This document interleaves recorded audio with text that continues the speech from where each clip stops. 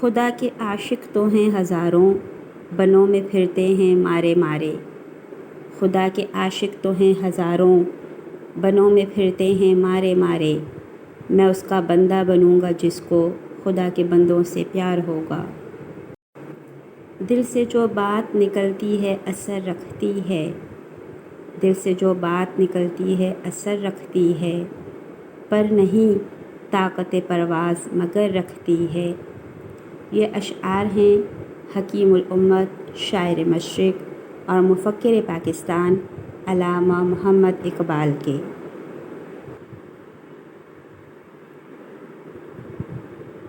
ماہ نومبر کا آغاز ہوتے ہی علامہ اقبال کی یاد تازہ ہونے لگتی ہے۔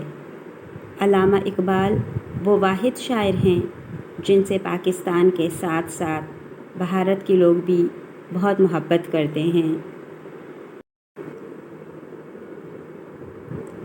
علامہ اقبال نے اپنی بے مثال شاعری کے ذریعے برِ صغیر کے مسلمانوں کو خواب غفلت سے بیدار کیا، ساتھ ہی اردو ادب کے لیے گراں قدر سرمایہ چھوڑا۔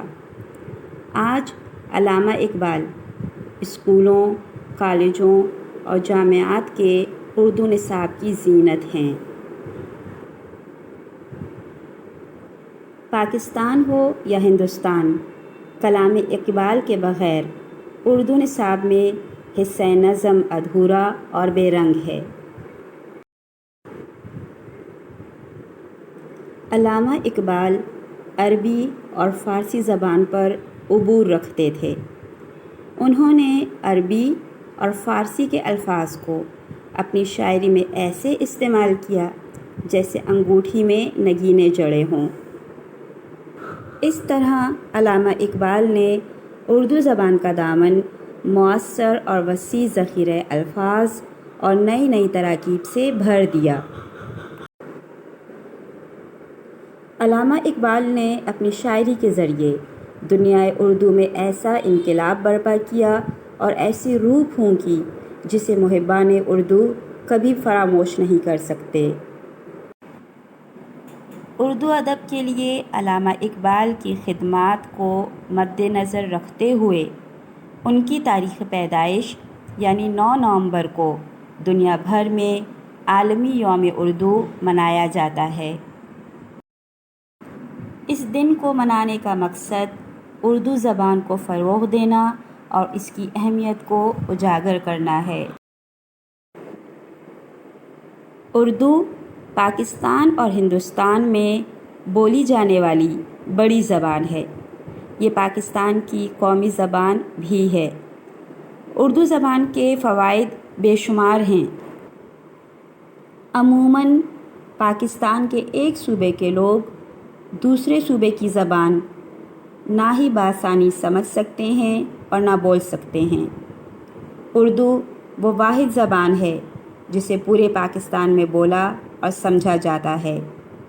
یہ کہنا بالکل درست ہے کہ اردو زبان نے پورے پاکستان کے لوگوں کو ملا دیا ہے۔ اسلام کے بعد اردو زبان اتحاد کا ذریعہ ہے۔ ایک ہی پھول سے سب پھولوں کی خوشبو آئے، ایک ہی پھول سے سب پھولوں کی خوشبو آئے، اور یہ جادو اسے آئے جسے اردو آئے۔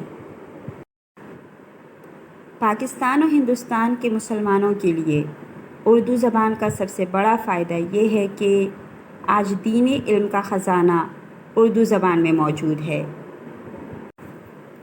عربی اور فارسی زبانوں میں بھی دینی علم کا گراں قدر سرمایہ موجود ہے، مگر پاکستان اور ہندوستان کے مسلمان جو عربی اور فارسی زبان سے واقفیت نہیں رکھتے، انہیں تو دین اسلام کا علم اردو زبان ہی کے ذریعے ملا ہے۔ ہمیں چاہیے کہ اردو زبان کو عزیز رکھیں، اسے غیر اہم سمجھ کر دوسری زبانوں کو اس پر ترجیح نہ دیں۔